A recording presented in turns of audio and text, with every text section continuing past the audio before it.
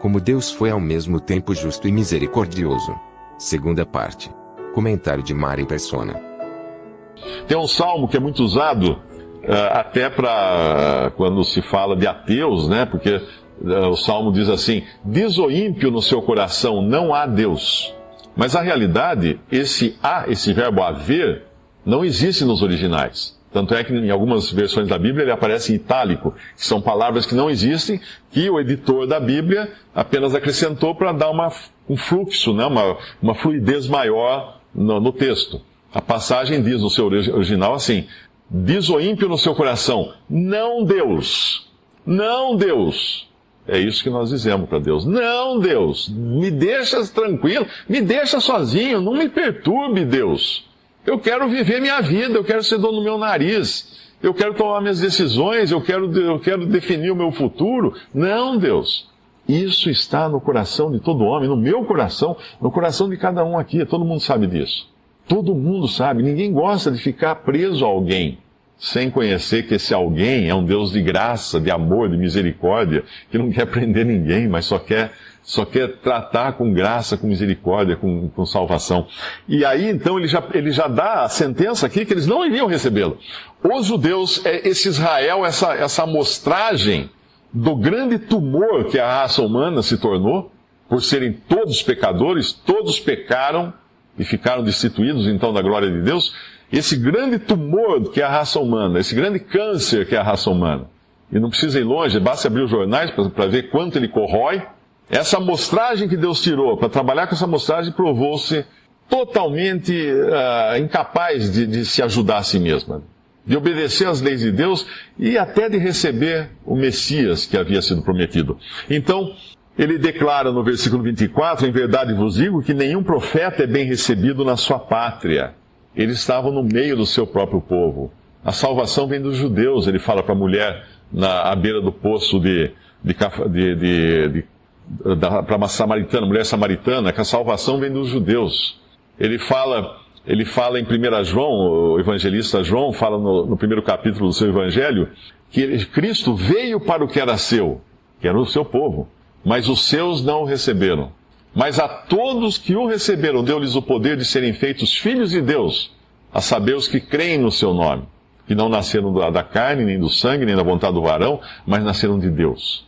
Isso no Evangelho de João é dito. E agora, no versículo 25, ele já dá um vislumbre do que ele ia fazer em face daquela rejeição que ele estava recebendo de Israel. Ele fala no versículo 25 do nosso capítulo: em verdade vos digo que muitas viúvas existiam em Israel nos dias de Elias, quando o céu se cerrou por 3 anos e 6 meses, de sorte que em toda a terra houve grande fome. E a nenhuma delas foi enviado Elias, senão a Sarepta de Sidom, e a uma mulher viúva. O que ele está dizendo aqui? Diante da insensatez e da rebeldia daquele povo, Deus tinha já no passado atendido, ao invés de atender uma viúva do povo de Deus, do povo de Israel, atendido uma viúva gentia. E os judeus consideravam os gentios cães imundos, indignos de qualquer favor. Os judeus não podiam nem conversar com gentios. Quando um judeu ia na casa de um gentil, ele da porta só que ele falava. Ele não entrava na casa de um gentil. Nós vemos isso acontecer, Pedro também, né, em alguns momentos. Nós vemos acontecer isso nos evangelhos, porque o gentil era o povo imundo. Mas ele deixa muito claro aqui: vocês não me receberam, eu vou aos gentios. Porque veja que lá Elias tinha muitas viúvas na terra de Israel quando teve uma grande fome no tempo de Elias. Mas ele não foi a nenhuma, ele foi a uma mulher gentia. E quando ele foi a essa mulher gentia, eu vou resumir a história, ele não só faz com que se multiplicasse a farinha que essa mulher tinha guardada, que só dava para ela e para o filho dela, e Elias vai lá e pede que ela também fizesse um bolo para ele, um pão para ele. Ela fala: mas eu só tenho para o meu filho, eu vou pegar uns gravetos para assar aqui um pão e vou morrer. A última refeição nossa. E aí ela começa a usar daquela farinha, e usar daquela farinha, a farinha nunca acaba. E ela acaba sendo alimentada por muito tempo e alimentando também o profeta de Deus. Mas daí o filho dela morre. O filho dela morre e ela reclama por que morreu aquele filho. Elias vem, deita-se sobre o menino e o menino vive novamente, ressuscita. Então essa passagem breve, nós não vamos ler, mas lá em 1 Reis, capítulo 17 conta toda essa história de Elias. Nessa passagem breve, ele dá um exemplo de ressurreição, de trazer de volta à vida um corpo morto. E isso feito entre quem? Os gentios, não entre os judeus. E depois ele conta um outro caso, no versículo 27. E muitos leprosos havia em Israel no tempo do profeta Eliseu, e nenhum deles foi purificado, senão Naamã, o sírio. Um outro exemplo que ele dá de um gentio, inimigo do povo de Israel. Eles tinham invadido a terra de Israel, e esse gentio, um comandante do exército inimigo, tinha lepra. Era um homem poderoso, porém leproso. E uma empregada, uma serva que tinha sido sequestrada quando eles invadiram Israel, fala para a patroa, fala assim, olha, que bom seria se ele pudesse se encontrar com o profeta que está em Israel. Ele curaria essa lepra. Então Naamã, esse leproso, esse general, esse comandante leproso, vai a Israel, encontra-se com o profeta manda ele mergulhar 7 vezes no Rio Jordão. O Rio Jordão é um símbolo de morte. Ele mergulha 7 vezes e sai sem lepra, sai com a pele de um bebê, totalmente limpo da sua lepra. Então, nessas duas passagens, Cristo estava dizendo o seguinte: eu vou aos gentios, e quando eu for aos gentios, eu vou livrá-los da morte, eu vou dar vida a eles. E quando eu for aos gentios, eu vou livrá-los da corrupção, vou dar incorruptibilidade a eles. Com esses dois exemplos. Porque ele anunciava em figura que Deus iria tratar então com um povo em graça e em misericórdia, que não seria nem judeu nem gentil no fim, mas seria um povo que hoje nós chamamos de igreja. E todo aquele que crê em Cristo hoje, se converte a Cristo Jesus como seu Salvador, faz parte da igreja, que é o corpo de Cristo. Quando eu falo igreja, não é uma religião, uma denominação, um templo, nada disso. A igreja é o corpo de Cristo, é o corpo de o conjunto de todos os que creem e foram salvos por Cristo.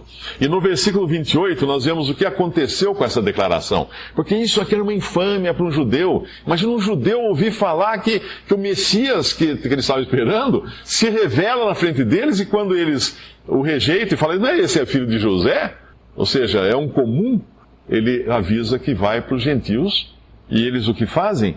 Todos na sinagoga, ouvindo essas coisas, no versículo 28 de Lucas 4, 28, e todos ouvindo essas coisas, se encheram de ira, e levantando-se, o expulsaram da cidade, e o levaram até o cume do monte, em que a cidade deles estava edificada, para dali o precipitarem.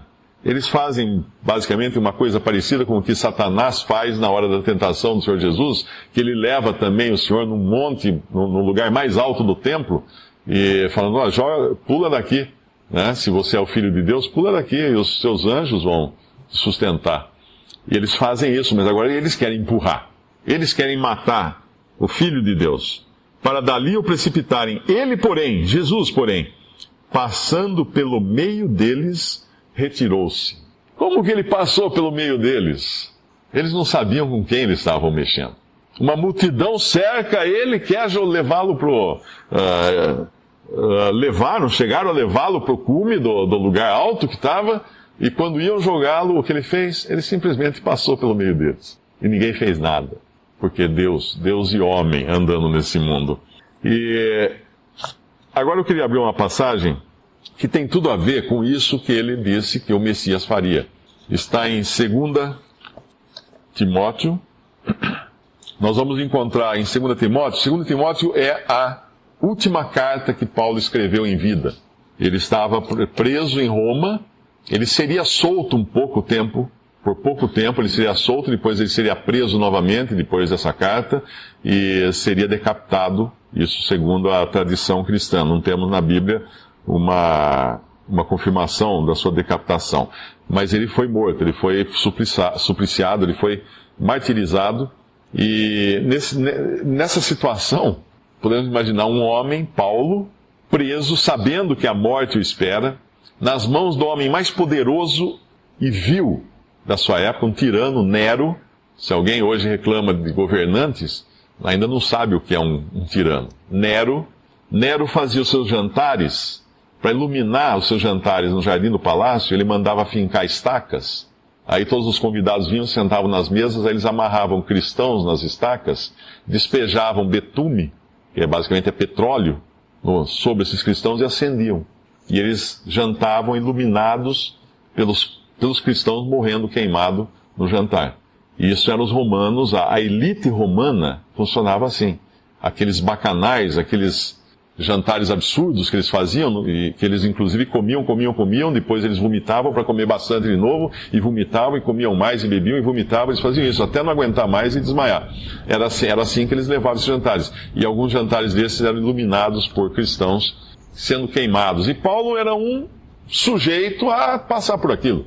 De qualquer maneira, ele sabia que os dias dele estavam contados. E como ele está? Preocupadíssimo, roendo unhas, desesperado, vou morrer, vou me matar. Não, de jeito nenhum. Ele está totalmente tranquilo, porque ele sabe que ele tem muito mais do que esta vida aqui. E no capítulo 1 de 2 Timóteo, ele fala no versículo 8, portanto, não te envergonhes do testemunho de nosso Senhor, nem de mim, que sou prisioneiro seu. Prisioneiro de quem? De Nero? Não. Prisioneiro de nosso Senhor. Ele sabia que ele estava ali por causa de Cristo. Então, se ele estava ali por causa de Cristo, ele estava preso, é porque o Senhor havia permitido isso para ele. E se havia permitido isso para ele, tinha uma razão de ser. Um preso nessa época ficava acorrentado, às vezes, a um soldado. Quando era um preso importante, como Paulo, eles acorrentavam um soldado, como hoje, às vezes um cara muito importante que vai ser transportado de uma cidade para outra, um bandido, eles põem algema e põem a algema também no policial que vai acompanhá-lo. Então Paulo tinha aquilo que nós podemos chamar de audiência cativa, porque aquele policial que o acompanhava em todo lugar que ele ia, ouvia o evangelho o tempo todo. Não tinha como escapar da pregação de Paulo. Estava ali do lado dele o tempo todo. E ele considerava-se preso então do Senhor.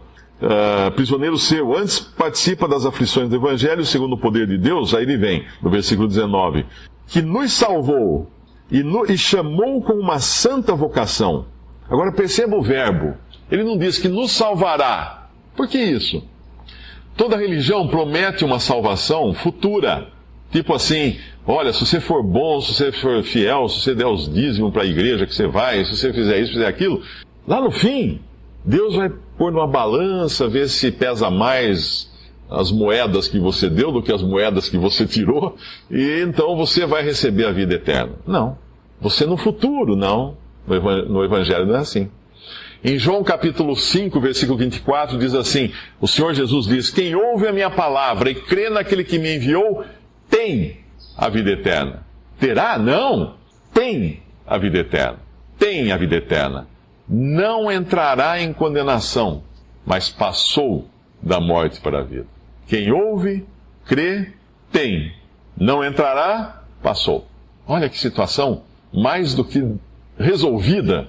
Nos salvou então, portanto, ele fala para Timóteo, que era outro salvo, e nos chamou com uma santa vocação, não segundo as nossas obras, ou seja, não segundo o que nós fizemos de bom, mas segundo o seu próprio propósito e graça, que nos foi dada em Cristo Jesus, quando? Antes dos tempos dos séculos.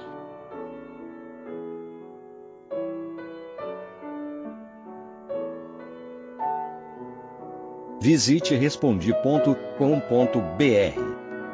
Visite também 3minutos.net.